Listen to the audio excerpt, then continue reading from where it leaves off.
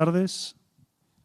Moi boas tardes, moi benvidos a todos e a todas o inicio deste ciclo de narrativa que leva por título 10 anos, 10 autores, 10 libros. Tamén quero saudar as persoas que nos están seguindo a través do streaming, porque, como sabedes, neste contexto no que estamos, pues, seguimos, obviamente, coa restricción de acceso presencial. O motivo deste ciclo, evidentemente, segue sendo a celebración dos 10 anos da creación desta Biblioteca de Galicia no que estamos, neste edificio da Biblioteca e do Arquivo de Galicia. Hai 10 anos comezaba o proxecto de Biblioteca de Galicia como proxecto autónomo, diferenciado, con nome e apelido. Por lo tanto, ao longo deste ano estamos facendo diferentes actividades de posta en valor, de difusión do que significa o Arquivo de Galicia dentro do sistema de bibliotecas de Galicia, como cabeceira dese sistema, e tamén esta Biblioteca de Galicia como un dinamizador cultural, como é e como ten que ser, de feito, unha biblioteca pública no contexto en que estamos. Debe ser un elemento máis de dinamización cultural. Por lo tanto, cumprindo ese obxectivo, vinculado, obviamente, co tipo de actividades, de contidos, de servizos que ofrece unha biblioteca pública, pois, obviamente, pensamos no mes de marzo como o mes dedicado á poesía, obviamente, no mes en que se celebra o Día da Poesía.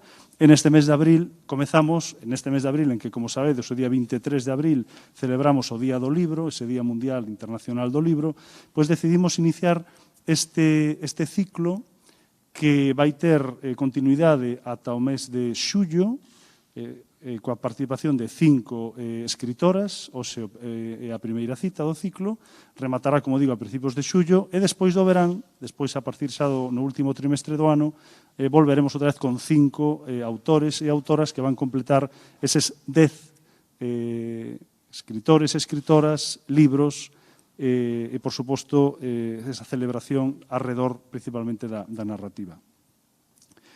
Este tipo de ciclos tamén o que pretende, obviamente, co protagonismo dos creadores, poetas, narradores, etc., ilustradores tamén, xa o anunciaremos no seu momento, é dar a posibilidade dese encontro, dese diálogo entre os creadores e os públicos, a pesar de todo, a pesar de que estades aquí simplemente unha representación pequena de todos os lectores e lectoras que ten a creación literaria galega.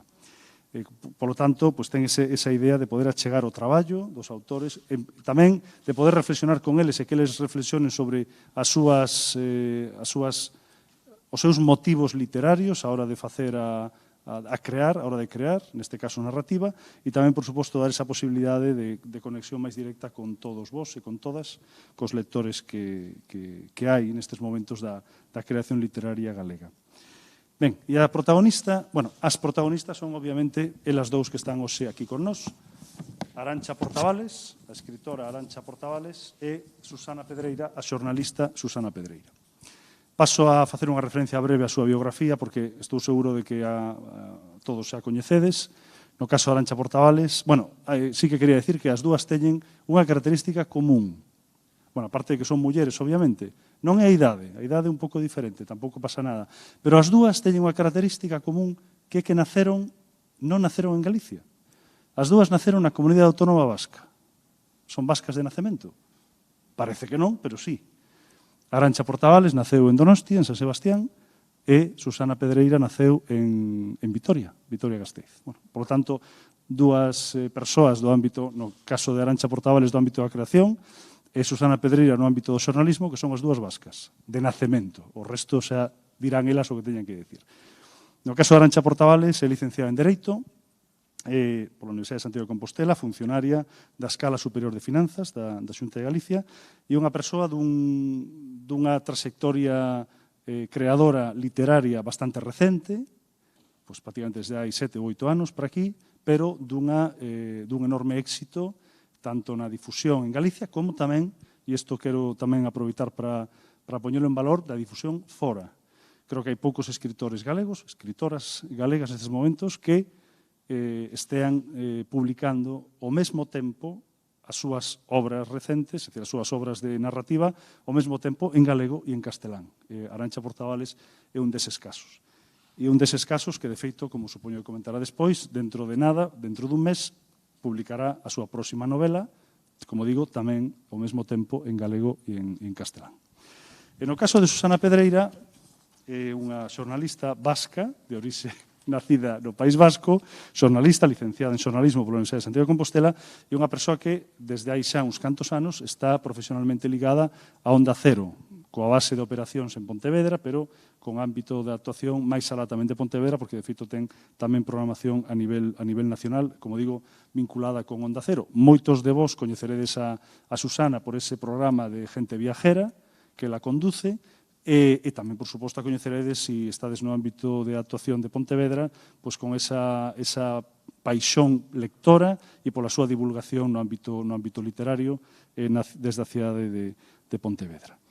Ben, pouco máis, quero agradecervos a vosa presenza, que iniciedes hoxe este ciclo que se inicia hoxe coa reflexión sobre o elemento literario que a Arantxa Portavales decidiu que era un dos elementos literarios que máis influiu na súa obra. Bueno, ela agora, en conversa con Susana, pois, terá a oportunidade de falar dese libro de Manuel Rivas, Que me queres amor, como un elemento importante na súa creación literaria, nas súas influencias literarias. E quero, por suposto, tamén quero aproveitar para agradecer, para recoñecer o traballo da Subdirección Xeral do Libro, de Bibliotecas e do Libro, a Cristina Rubal e a Noelia Bascuas polo traballo feito, por este traballo que estades a facer nesta celebración do 10º aniversario da Biblioteca de Galicia, e este ciclo é un exemplo. Así que, sen máis, tedes a palabra. Grazas.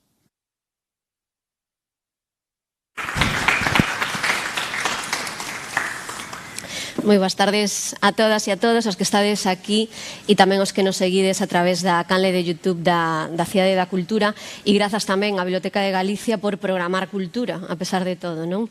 E sigo dando as grazas a Arantxa por pensar en min para conversar con ela en torno a este libro. Moitas grazas por facerme reler Que me queres amor, de Manuel Rivas, e como reza o título desta programación, 10 anos, 10 autores, 10 libros, en certo modo vai ser tamén unha viaxe no tempo da literatura, non? Na nosa literatura galega. Estou convencida de que todas as autoras e autores que pasarán por aquí nos van facer pensar neses anos nos que se teñen publicado outros libros, non? Iso acontece coa conversa que hoxe imos manter, porque para pensar en Que me queres amor temos que ubicarnos nos anos 90, 1995. Manuel Rivas gañaba en primeiro lugar o Premio Torrente Ballester de narrativa con este título, despois gañaría tamén o Nacional de Crítica para a literatura galega, e en 1995 Arantxa Portavales supoño que nin imaginaba que algún día ela sería escritora, porque terían que pasar 20 anos para que pudésemos ler unha obra, un libro tamén de relatos como este Que me queres amor, escrito por ela. De feito, en 2015, cando pudemos ler A Celeste la compré en un rastrillo. Entón, a primeira pregunta, Arantxa, é moi obvia: por que Que me queres amor é un libro que a ti te influiu? Ben, bueno, primeiro de todo tamén quero dar as grazas a Cristina, a Anxo, a Noelia, a Rosa por este convite, por facer posible chegar á cultura nestes tempos tan difíciles ás casas, e a todos vos por acompañarnos hoxe aquí. Ben, a verdade é que cando Cristina me dixo se quería participar, eu que son tola dixen que sí, e díxome un momento, pensa nun libro que che marcou, e non o dubidei nin un só segundo. Dixen que me queres amor, non? Igual, polo que dixo Anxo, eu teño unha extraña relación coa literatura galega marcada polo feito de que non nacín aquí, pero que non nacín aquí, e ademais vim vivir aquí con 13 anos, pero volvín marchar, estudiei fora, entón non tive unha aproximación á literatura galega como a da xente que vive en Galicia, que fala galego dende pequeno. Eu, cando cheguei a vivir a Galicia, non falaba ninguna soa verba en galego. Lembro perfectamente o meu primeiro día de colexio, a primeira clase de galego, a profesora preguntándome se falaba galego, eu dicíndolle que non, porque meus pais falaron sempre galego entre eles, pero miña nai non me falaba, e meu pai era mariñeiro, non estaba apenas na casa. Entón, lembro moito esa sensación. Lembro o primeiro libro que lín en galego sendo nena, foi O misterio das badaladas do campo, e lembro o primeiro exame de galego que fixen cando cheguei a vivir, que había era unha cantiga, como eu non sabía galego, pero sempre tiven unha memoria bastante prodixiosa, lembro memorizala, seríame unha ermida de San Simón, cercaron mias ondas, que grandes son, e saquei un sobresaínte, pero non tiña nin idea do que estaba a escribir. Entón, que pareza unha introducción un pouco engorrosa, así que quería centrar o feito de que tardei moito comezar a ler en galego. Sempre fui lectora de castelán. E lembro perfectamente que estar un día na casa das miñas primas en Pontevedra, das miñas curmás, non poder dormir, atopar o que me queres amor. E lembro lelo dun tirón, e lelo o día seguinte. E lembro quedar abrallada. Eu penso que quedei abrallada por Rivas, pola súa voz, pero tamén quedei abrallada pola literatura curta. Eu penso que foi tamén un primeiro contacto co que despois, cando eu comecei a escribir, fixen, que foi comezar a facer literatura curta. Eu sempre, onte fun ao Rosalía a dar unha charla de microrelato en unha clase de castelán, e eu sempre digo, se lles digo estas frases, a xente grande escribe pequeñito, dice, la gente grande, era clase de castelán, escribe pequeñito. Pero porque digo eso siendo moi ousada, porque intento escribir, non me considero grande a nivel literario quizáis, pero sí intento escribir pequeñito, porque non hai nada máis difícil que transmitir moito con pouco. Eu que son unha persoa, os que me coñecen, que falo moitísimo, cando escribo teño que facer un exercicio de contención tan grande, e cando escribo pequeñito teño que facer un exercicio de contención tan grande. E iso foi o que me pasou. De repente cheguei aquí cheguei ademais a vir a película, o sea, sabedes que cheguei tarde, pero que quedei totalmente abrallada porque realmente o conto da lingua das boloretas, que hai que destacar que inicialmente non estaba no libro que premiou o que gañou o Torrente Ballester, pareceume fermoso, pero realmente aquí atopamos algo que unha atopa cando atopa un xenio, que é atopar unha voz distinta e un universo creado por él. Quedei moi abrallado, descubrindo despois noutros libros, como pode ser, bueno, Terranova, o Lápiz de Carpinteiro e tal, pero sí que é verdade que non o duvidei nun intre. Despois deste libro viñeron moitos libros en galego, pero o que sentín, esa aproximación, esa sensación de porque teno todo, non? É un poeta, ten esa linguaxe poética. Bueno, ahora falaremos dele, pero esa é a primeira resposta. Sí, é un libro maravilloso. O ambos os dous, Rivas e Portavales, vos estrenastes na narrativa escribindo o que agora, cando menos cando ti empezaste a escribir, se chama máis microrelato, relato, pero neses tempos nos que Rivas estreou na narrativa e el estira aínda esa denominación ata agora, se refire a eses relatos curtos como conto, non? Unha palabra que non sei se ten un matiz diferente. Ambos os dous vos estrenastes así. Rivas xa tiña publicado 1 millón de vacas antes que este Que me queres amor, e eu agora o reler o libro con outros ollos máis adultos, eu lino cando era adolescente, e tamén facendo esta lectura buscando a ver como puido influir isto que escribiu Rivas no que agora escribe Arantxa Portavales. A primeira sorpresa é no primeiro relato atoparme con esa primeira cereixa do verán, non? Que é unha escea maravillosa. E por que digo a primeira sorpresa? Porque os que lestes Beleza Vermella de Arantxa Portavales saberedes que na primeira frase desta novela negra, que non ten nada que ver coa trama de ningún dos relatos probablemente de Que me queres amor, na primeira frase aparece unha cereixa, porque a beleza, como é Arantxa, a beleza é vermella como que? Como unha cunca de cereixas. E esa coincidencia, a ti agora o reler o libro non te sorprendeu? Sí, porque non é buscada en absoluto. Podería dicir que intentei facer un homenaxe a Rivas, pero non. Ademais, é que me pasoume a min o ano pasado. Eu lera o libro hai moitos anos, cando fixen a través da Asociación de Escritores en Lingua Galega, fun a facer unha sesión de fotos e vídeo para a miña página web na Asociación de Escritores en Lingua Galega, pedíronme que elixira un texto e elixín o conto inteiro de Que me queres amor. Se entrades na página web podedesme escoitar lendo ese libro. E cando fun coller o libro e o lin, decateime, porque levaba moitos anos, e ademais teño que dicir que non me acordaba moito de todos os contos. E cando collo o primeiro conto e o vexo, quedei esa sensación de dicir, non sei se estaba aí, non sei se foi casualidade, non sabemos se que foi primeiro, se o ovo, se a galiña, se, sabes?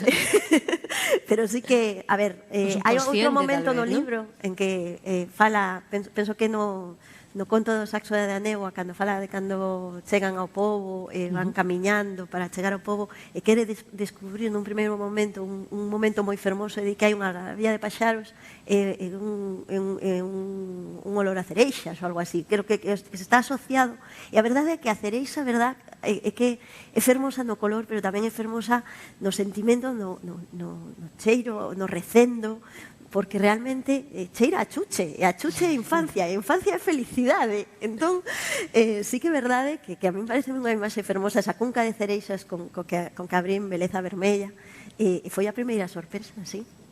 E a estrutura dos relatos, o que chamamos relato e que Rivas chama conto, esa estrutura moitas veces circular, porque Beleza Vermella remata outra vez facendo mención a esa beleza que vermella como unha cunca de cereixas, e en moitos relatos de Rivas hai ese peche tamén circular, non, que volve al calquera detalle co que nos sorprendeu no inicio e el volve pechalo. Iso que é a arte do relatista ou tamén é unha coincidencia? Iso é que todos levamos un Sheldon Cooper dentro e que queremos que todo encaixe faga clac. Eu son unha tola das estruturas.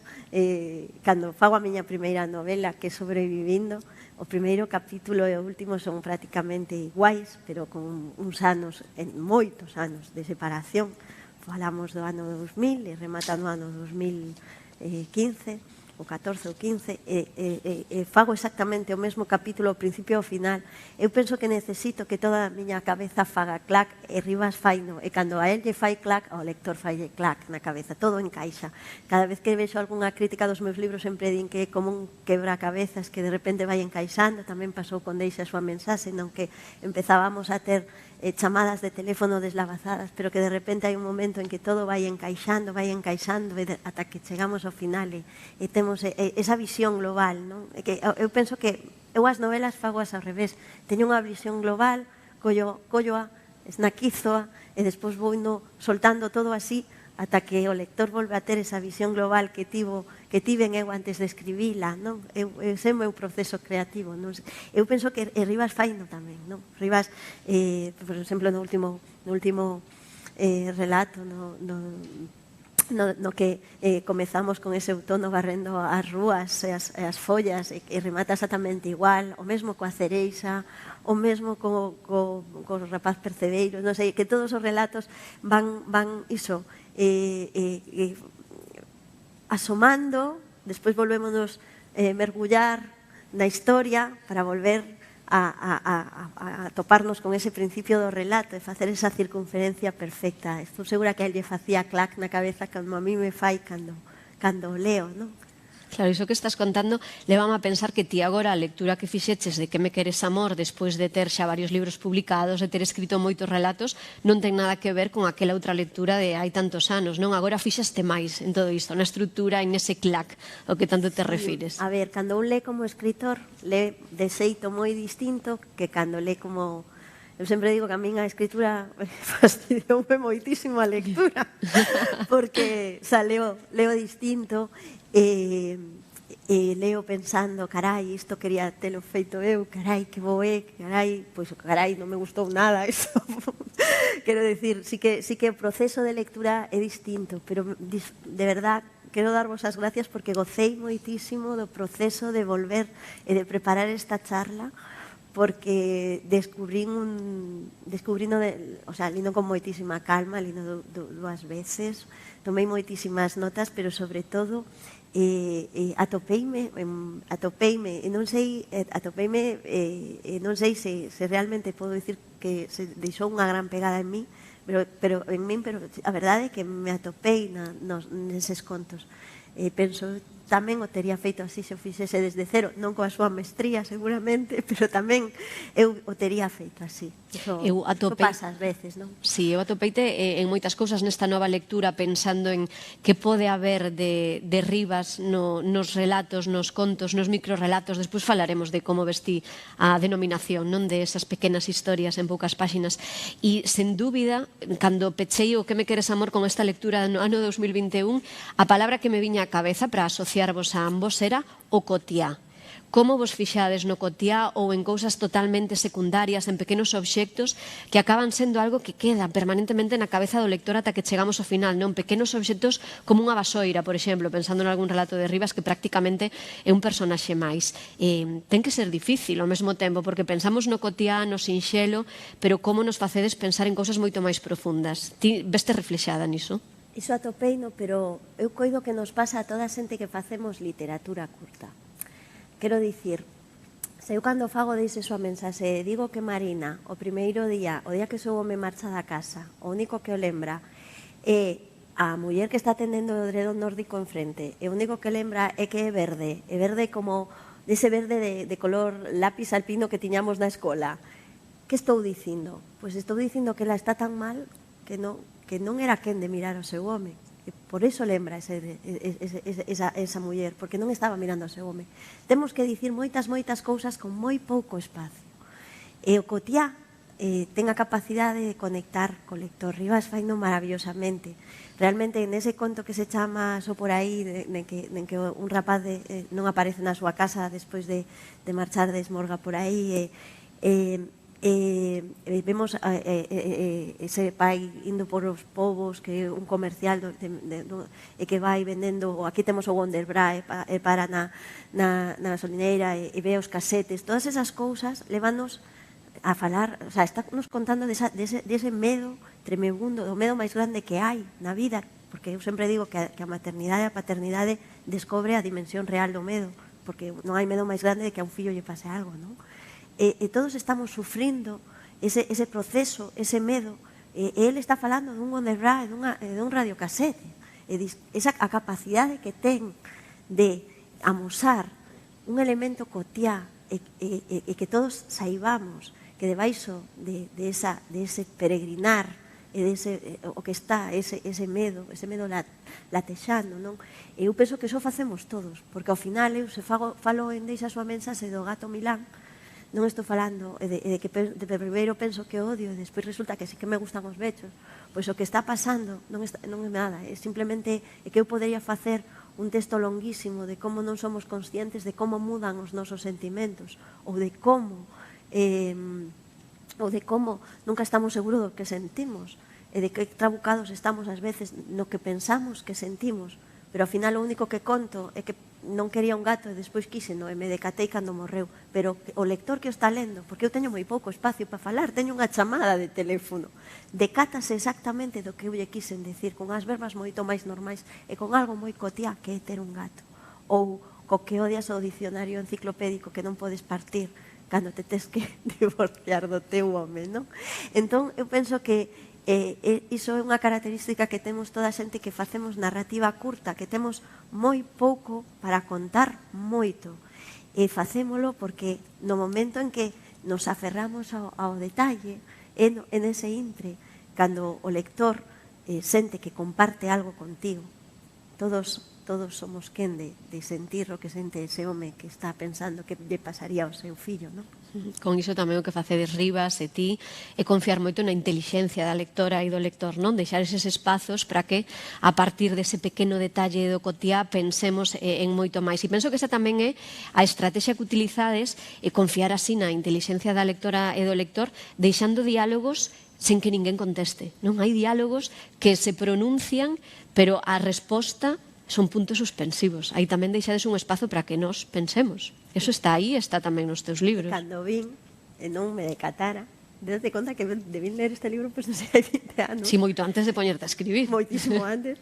E cando vin, dixen, carai, pois iso tamén o fago eu. Poñer un diálogo dende un punto de vista. A ver, a min gústame que o lector se sinta cómplice. Iso é algo que os microrelatistas facemos sempre, non?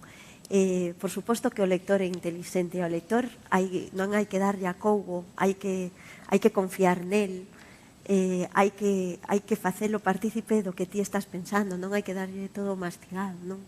Eu penso que o lector disfruta, o lector de literatura curta disfruta diso, disfruta da elipse, disfruta de que non lle conten todo, disfruta de tentar adiviñar que vai por debaixo, non? Porque, por suposto, é un lector moito máis inteligente e un lector, ademais, moi exixente, non? E os que amamos a literatura curta sabémolo, non? E por iso é un xénero, para min é moitísimo, non vou dicir que máis doado facer un conto, sobre todo que facía microliteratura, teño contos de 34 palabras, pero non vou dicir que é máis doado escribir un conto, un relato, despois falaremos das denominacións, de 34 verbas, que unha novela de 100.000, como ten A vida secreta de Úrsula Vázquez, que é a miña novela máis longa ata o día de hoxe, pero non é máis doado, pero sí que é verdade que te presionas de distinta maneira. Facer un microrelato ten un nivel de exigencia, para empezar, exixe unha labor de cirurxán brutal e un coñecemento da lingua increíble. Eu sempre dicen que fui moi ousada por tentar escribir en galego sen ser a miña primeira lingua. Sigo pensando, grazas a Deus, teño o respaldo do lector en galego, pero non podo negar que nacín onde nacín, que me criei onde me criei, o meu gran espectro lingüístico está en castelán. Entón, dame moitísimo respeto, por exemplo, facer relato, microliteratura en galego, precisamente por iso, pero ainda así acometina, non en microliteratura, pero sí en relato, en Historias de Mentes, non? Que foi o meu primeiro libro de relatos en galego. E sí que é verdade que é moi exixente. É moi exixente para o escritor e é moi exixente tamén para o lector. Imos aclarar xa, conto ou relato? A ver, a mí gustame conto, pero sempre emprego relato. Así de paradoxal resulta. A ver, conto encántame, pero o certo é que non sei por que a xente debe case un significado pexorativo con un reducto só para a literatura infantil. Eu penso que hubo un momento en que hubo ganas de destacar ese conto de maiores, como digo eu. Bueno, a verdade é que a min conto pareceme unha verba fermosísima e tamén é verdade que emprego relato sempre. E microrelato, claro, que microconto tamén podría ser. Tamén se utiliza microconto, ¿Sí? Microliteratura en xeral, non? Porque engloba moito máis con microconto, porque englobaría tamén a micropoesía e o haiku e todo ese tipo de... incluso falamos de microteatro, pero bueno, a min a verba conto parece moi fermosa. Diz que é moi exixente a microliteratura, non? A literatura en curto. Eu pensaba de novo relendo os contos de Rivas, En que me queres amor, e penso sempre cando leo non solamente os teus libros de contos, senón tamén as túas novelas, o exixentes que sodes para poñerlle un título absolutamente a todos os contos, e ti despois fas iso tamén nas novelas, a todos os capítulos, non? Custa, é unha exixencia ou xa eso, isto de titular tanto dentro dun mesmo libro? 112 capítulos ten A vida secreta de Úrsula Vázquez. Que é o novo libro de Arantxa Portavales, 6 de maio, nas mellores librarías. Que ven o colei, 6 de maio, en todas as librerías. E tamén fas isto, hai titular en todos. Hai un título en cada uno. O primeiro titúlase A casa de cristal. E ademais fixen algo, bueno, en Beleza Vermella, sempre dicimos que ten dúas voces, non? Porque temos a voz de Lía, que fala en primeira persoa, e temos a terceira voz normal, pero eu sempre digo que ten tres, porque hai un momento en que collo a narración, paro a todos os venres, e coloco con unha cámara, pero unha cámara non de vídeo, porque entra dentro da mente de todos os personaxes, e todos os venres paro, e digo o que está facendo cada personaxe, e o que está pasando pola súa mente, de xeito que lle desvelo algo novo ao lector, e que para que quede sorprendido, non? Eso que fago en todos os venres, e que chamei en Beleza Vermella Venres de Xullo, e que rematei o libro con como era Venres de Xullo, un Venres de Xullo para cada protagonista, o que facía cada protagonista. En ese Venres de Xullo Lía, Venres de Xullo Sara, Venres de Xullo Teo. Decidín que quería facelo tamén en Úrsula, e esta vez chamáronse Xente Soa, e teño capítulos que se chama Xente Soa na madrugada, Xente Soa que non pode falar, Xente Soa que fai o que non debe, e rematei con Xente Soa Santi, Xente Soa Ana, gustoume entrar nas mentes desa Xente Soa. O título é moi importante, os títulos son moi importantes, e realmente el titula de maravilla. onde quedei moi abrallada analizando tamén os títulos. Incluso A lingua das bolboretas é un título maravilloso, porque nos leva a emoción, bueno, teño que contar unha anécdota da lingua das bolboretas, que xo dixen onte, que eu sempre pensei que cando dicía tilinorrinco, estaba dicindo rapaz ornitorrinco mal, porque como era un rapaz, e resulta que non, é un tilinorrinco que é un ave. Pero eu cando lín a primeira vez, resultábame, dicía, ai, que feitiño, resulta que está dicindo ornitorrinco mal dicho. E ademais o ornitorrinco é un animal moi importante para min, porque a miña primeira editorial publicou o meu primeiro libro, Linguas do ornitorrinco, e eu sempre digo que son ornitorrinca. E, bueno, a lingua das bolboretas, por exemplo, como poderíamos titulalo? Ese conto realmente comeza así coa lingua das bolboretas, pero que nese título xa está todo, está a relación con o mestre, a admiración, o amor pola ciencia, as ganas de saber, esa primeira, a perda da inocencia, todo o que significa ese conto de Rivas, que é fermosísimo en só 4 ou 5 páxinas. Ese maravilloso relato iniciático, non? Porque realmente é así, é un relato iniciático no que un neno iníciase no coñecemento da crueldade da vida. E despois, non sei, gustaríame incluso entrar, hai unha frase maravillosa de como describe o momento do alzamento, no que fala de que todo o mundo corría, pero todo o mundo tiña presa, pero ninguén se movía ou algo así. Non son quen de lembrar as verbas exactas, pero que me parece que unha soa frase é quen de definir algo que pasou con carácter xeral neste país, que de repente ninguén se movía, non?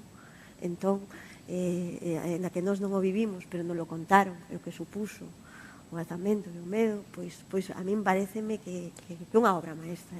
Sí, é que Rivas crea imaxes, non? Con moi poucas palabras, crea imaxes rapidamente na cabeza da lectora. E ti houveses titulado así este libro, a ver, como experta en titular capítulos e relatos. Porías o título de Que me queres amor ou de algún outro relato? Jova, pois agora que o dixeches, eu teria o titulado de outro xeito, porque hai unha frase que me enamora total e absolutamente. Imos a enmendar a Rivas. Sí, se tuera que titular, espero que non estea vendo streaming, senón que me perdoe. Non, porque a mí é unha frase, se me deran este libro e dixeranme, é teu, bueno, vou buscar a frase, porque tomei a nota.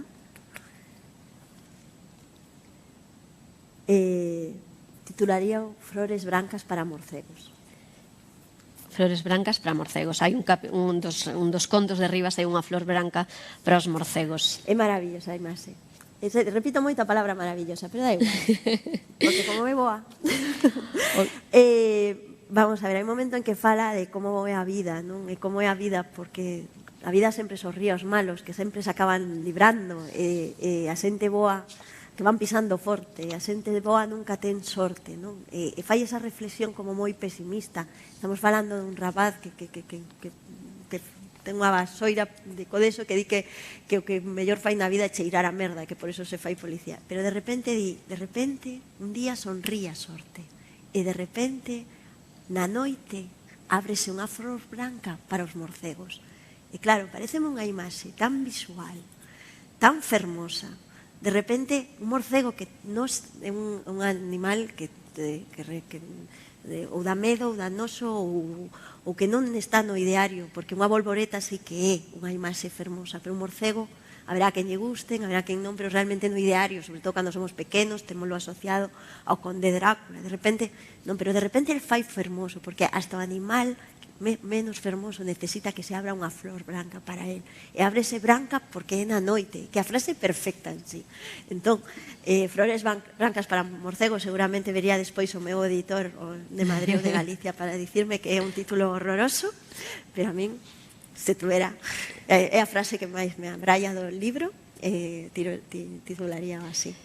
Outra cousa que pasa moito na literatura de Rivas nestes contos, pero tamén no que escribe despois, é que el ambienta ali onde coñece, non? Ele é un gran embaixador da cidade da Coruña, e non somente da Coruña, senón do barrio de Monte Alto, non? Que non é o mesmo ser da Coruña que nacer no barrio de Monte Alto. Bueno, iso tamén o temos en ti, deixa a súa mensaxe despois do sinal, está moi ambientado en Marín, nesas praias que ti coñeces tamén, na cidade de Pontevedra, e Beleza Vermella, aínda imos máis o pequeno tamén, ao barrio, un barrio de Cacheiras, concello de Teo, que se non me equivoco ali resides ti. ali estou. A ver, isto non sei se é falta de tempo, falta de imaginación, eu necesito...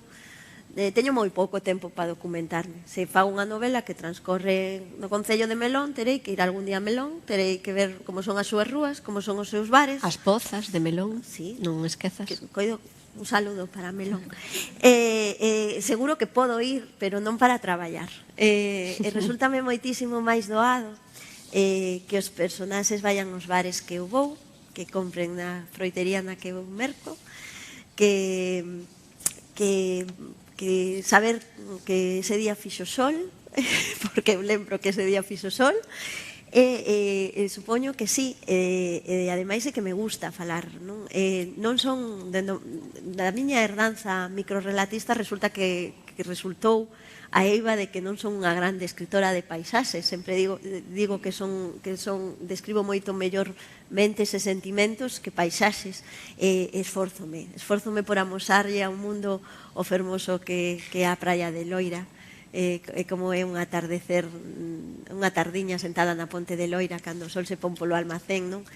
Esforzome porque a xente saiba que se sente sentado no banco que está diante de Valle Inclán na Ferradura e ver esas dúas torres enormes barrocas da nosa catedral, non? E gústame que se saiba fora tamén, non? E que se saiba ata en Israel, que colles un libro meu en hebreo non entendes nada, miudiño asterisco e despois un montón de cousas debaixo que imagino que quere dicir canción que cantan os borrachos no Celta de Vigo.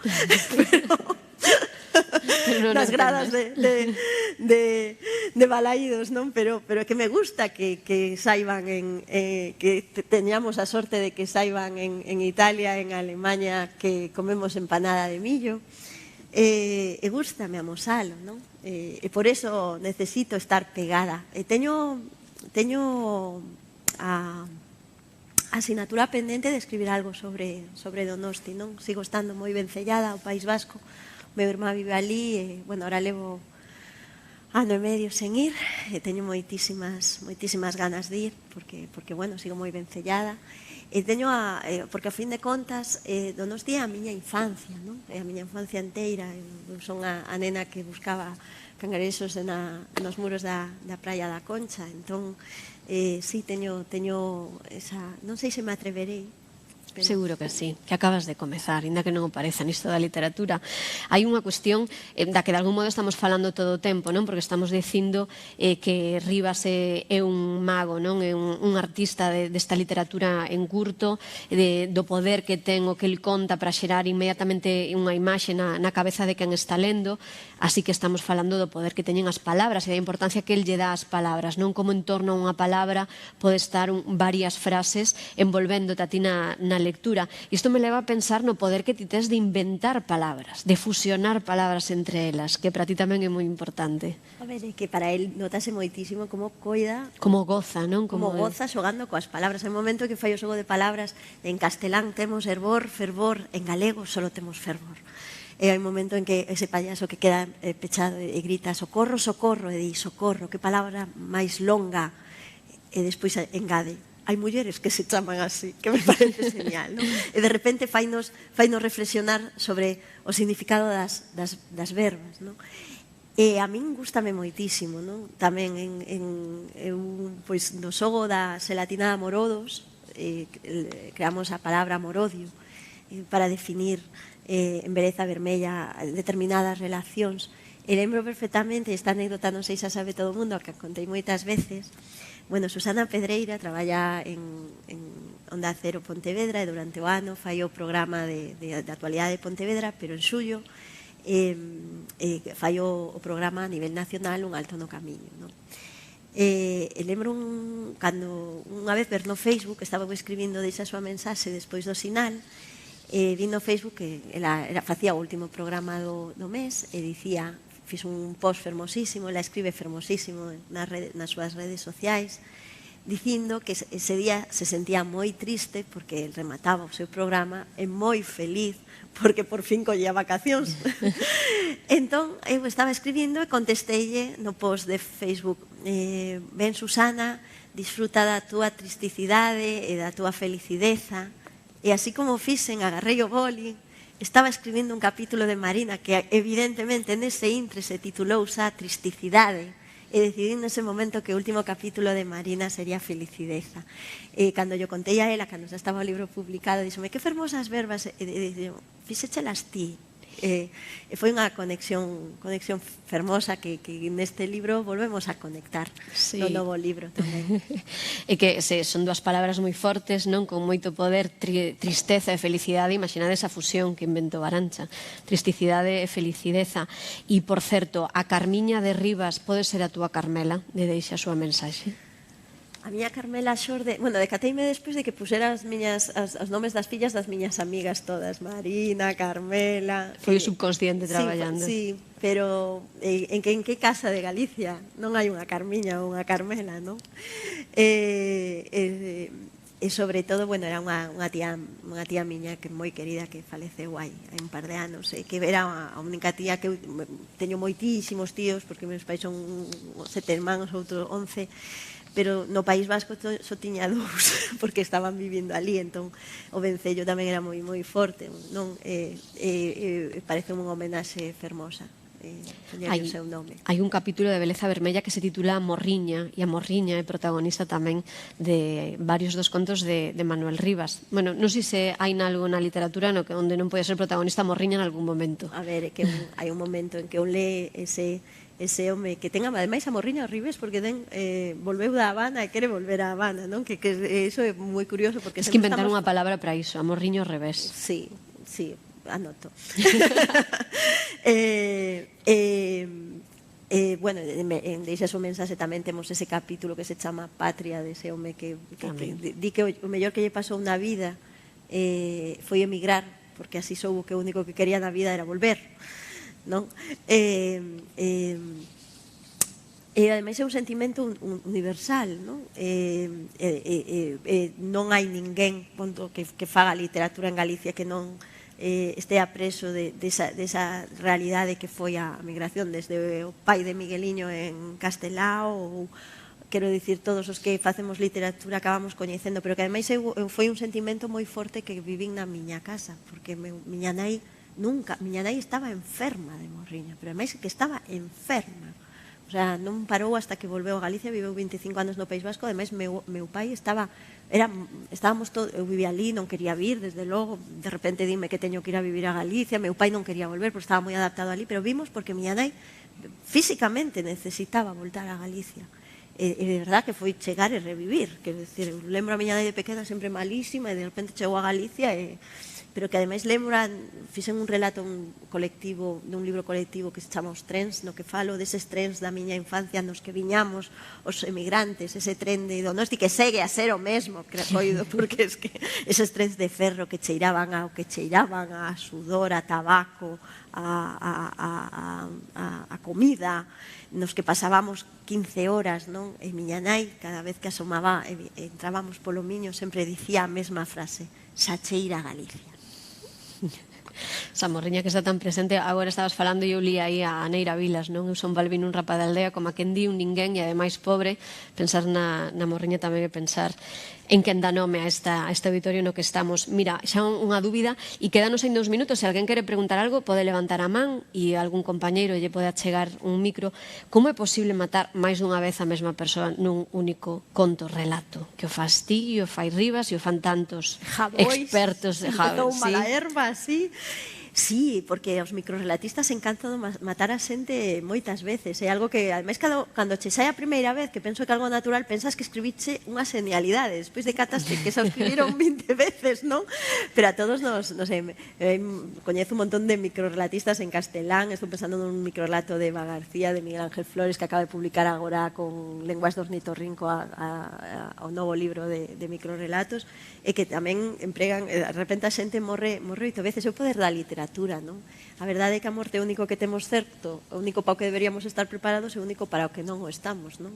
E ademais ten algo moi bo a morte, que pon moi en valor a vida. É algo que, sobre todo, nestes tempos temos que ter en conta. Dicías ti, deixame dicilo en voz alta, ainda que non ten que ver, si ten que ver coa reflexión da vida, da morte e da pandemia, o que che emocionou ver a toda esta xente que está aquí fora vacinándose, non? resulta que todos queríamos vivir, a vida era isto, non? Descubrimos, a pandemia fíxonos valorar as nosas vidas a través de moitas mortes, non? Nese xeito, pois sí, é importante. E que o que está acontecendo aquí tan pretiño de onde nos estamos falando de literatura é moi importante para que este auditorio volva a estar cheo, non de xente, para que non solamente estemos confiando en que hai alguén outro lado do streaming, senón para que isto este cheo. Así que era unha emoción camiñar cara aquí, ver a tanta xente e moitos deles os nosos maiores achegándose a esa vacinación que está tendo lugar aquí na Cidade da Cultura. E a maternidade, que non o mencionei, pero que é un tema que está sempre moi presente na túa obra, non tanto como tema en sí, senón como algo que está pasando, non? Mentres avanza a trama, e tamén está aquí a maternidade insatisfeita, pero tamén as relacións paterno-filiais. Penso que volvemos o mesmo, non? Falar do cotiá, e que hai máis cotiá que esas relacións coas persoas que nos dan a vida e coas persoas as que despois vos, os que dades vida, tedes que criar. E que agora que falas dese conto, e que para min é dos que mellor titulados está, vostedes serán tan felices. E de repente é unha infelicidade tan grande. Para min ese relato, ahora que o lin agora con moita máis lectura, moitos máis anos, é o que pasa, pasan os anos, unha ten máis engurras, ten máis kilos, ten máis sabiduría e lee de outra forma. E onte que o lin, dende logo descubrín un Rivas carveriano. Descubrín a Raymond Carver nese relato, un relato totalmente de matrimonios con silencios, de remorso, de ira encuberta, de infelicidade, eso que tamén retrataba Carver, non? E sobre todo esa maternidade, non? A maternidade a min é un tema que me obsesiona moito, está en todas a miña literatura tamén, en Deixe a súa mensaxe temos de todo, temos esa madre, esa Carmela nai que bota, que tense que despedir, temos esa muller que non quere ser nai, temos que reivindicar o noso dereito a ser nais e temos que reivindicar o noso dereito a non selo e a que non se nos xulgue por elo. Iso é moi importante, non? E claro, atopalo así de frente, pois gustoume moito ese relato, sobre todo ben titulado que está. Sabes que aí me sale a microrelatista. E o noso dereito, que iso tamén está nas historias que ti escribes, a non deixar de ser mulleres polo feito de ser nais, non? Iso é fundamental. Iso é fundamental. É importantísimo, digo sempre, que nosos fillos e fillas aprendan que somos algo máis que as súas nais, que somos mulleres, que somos parellas, teñen que quedarse na casa mentres ti saes coa túa parella a cear, porque teñen que aprender que hai momentos en que ti non es nai, que ese día toca ser parella, e teñen que aprender que hai días en que ti non es nai porque ese día tócache sair con túas amigas, e teñen que aprender que hoxe toca ser nai e imos todos xuntos á praia, e teñen que aprender que somos moito máis que nais, porque somos nós as primeiras que cando somos nais, de repente, hai unha frase demoledora en Deixe a súa mensaxe, digo demoledora porque así mo transmiten as mulleres que leron o libro. Hai un momento que unha filla di de xeito moi cruel da súa nai, de que o di Sara da súa nai, unha nai non é unha muller, unha nai é unha muller que esqueceu que un día o foi. É unha frase que ademais que é un rol que adoptamos nós, porque parece que nos sentimos culpables por ser mulleres, non temos que esquecer. Seremos mellores nais se amosamos iso ás nosas fillas e fillos. Alguén quere facerlle algunha pregunta a Arantxa? Achegámoslle o micro, senón fagolle unha última e pedímoslle que, así en confianza como estamos, que nos faga un pequeno spoiler do novo libro que sai o 6 de maio. Alguén se anima, non? Sí?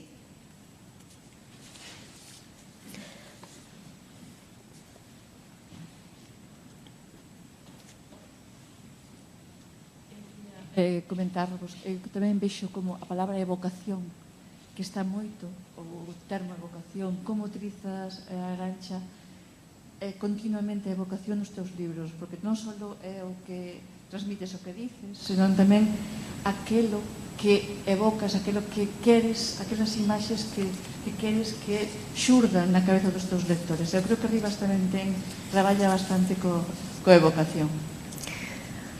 Pois sí, porque ao final escribir e contar algo dun xeito que ninguén xo contou para facerche sentir algo, xa sexa felicidade, nostalgia, tristeza, todo xunto, que ese é o momento perfecto, non? Cando faz sentir todo xunto, non? E eu penso que a evocación ten moito neso, non? Porque hai moitísimas sensacións que temos esquecidas, pero moitísimas, e que, sin embargo, eran naturais no noso pasado, non? Por que nos gusta tanto a infancia? Porque somos libres, porque temos capacidade de sorpresa, pero que ao mesmo tempo esa capacidade, porque sempre estamos descubrindo, non nos paraliza. Normalizamos o distinto, estamos sempre aprendendo, non xulgamos. A ver, que maior éramos xente que, a ver, non sei o que fan os nenos agora, pero nós éramos felices. Eu ia a un cole que había unha costa e cada vez que chovía poñíamos as catiuscas no bordillo da cera, facíamos un dique ata que, e iso era felicidade, simplemente facer un dique de auga coas catiuscas. Todo iso ao final é o pasado trainos ese sentimento de novo, porque hai un momento en Úrsula que digo, o que me pasou con esta persoa e que me sorprendeu e foi a miña primeira sorpresa real en anos, porque ao final madurar resultou ser iso, perder a capacidade de sorprenderse, non? Entón, se o lector pode conseguir a través da evocación, o escritor pode conseguir a través da evocación sorprender ao lector e facerlle conectar coa persoa que foi, eu penso que ten moito ganar. E xa como volviche mencionar a Úrsula Bas, A vida secreta de Úrsula Bas é o título dese novo libro de Arantxa. Veña, como despedida, un agasallo para os que estamos aquí. Que nos contas? Bueno, a verdade é que é un libro que me tocou moito, non? Porque decidín ir sin trampas, fixen moito de autorreflexión dentro del, empreguei para falar un pouco de min e un pouco de todo o mundo, non? É a historia dunha escritora que empeza a escribir con 40 anos, como non sona todo, hasta aí. Ou non. Que un día sae da súa casa e desaparece camiño da biblioteca Ansel Casal. Xa sabedes que me gusta falar das bibliotecas da nosa cidade. En Beleza Vermella falamos moito desta biblioteca na que estamos hoxe. Esta vez tocou o turno a Ansel Casal. Esa muller desaparece e aquí Abad e Barroso comezan a buscala, non? Entón, estamos un pouco na estrutura de Beleza Vermella. Temos por un momento a búsqueda, a resolución do caso. En outro momento temos a esta muller pechada nun soto reflexionando como chegou hasta ali, e aí iremos descubrindo a vida secreta de Úrsula Bas, non? Pero como sempre, quero dicir, ao final, en Beleza Vermella tiñamos unha nena morta e esos peitosos, e ao final a novela non iba diso, non? Iba de moitas cousas. A min gustame que todo iso me sirva para reflexionar sobre moitas cousas, non? En Beleza Vermella é unha novela sobre a culpa, sobre como sentimos que poderíamos cambiar o noso pasado, como as nosas accións influen nos demais, como se pode vivir coa dor, como se pode vivir co remordemento, non? Ao final, Beleza Vermella falaba da frustración, do amor malentendido, falaba de todo iso. E a vida secreta de Úrsula Bas fala do medo que temos todos, bueno, fala un pouco da loucura, que é algo que tamén está moi presente na miña literatura, debe ser que estou tola perdida, na que o disimulo bastante ben.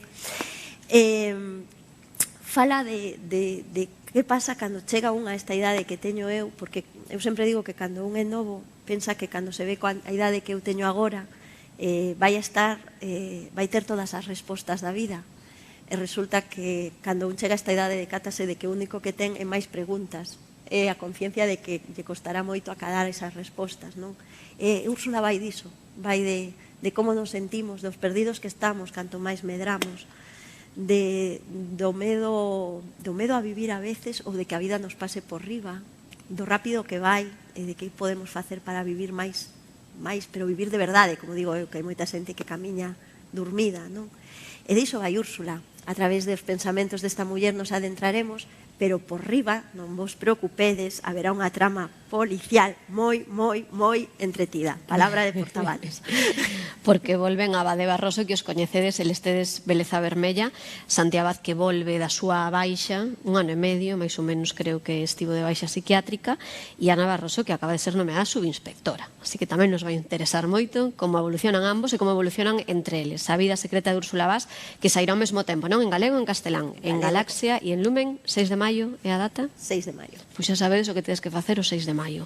Moitas grazas a todos, a Biblioteca de Galicia por convidarnos e a Arantxa por facerme reler Que me queres amor tantos anos despois. Grazas. E se nos está vendo Manolo Rivas, pido perdón por atreverme a falar do seu libro.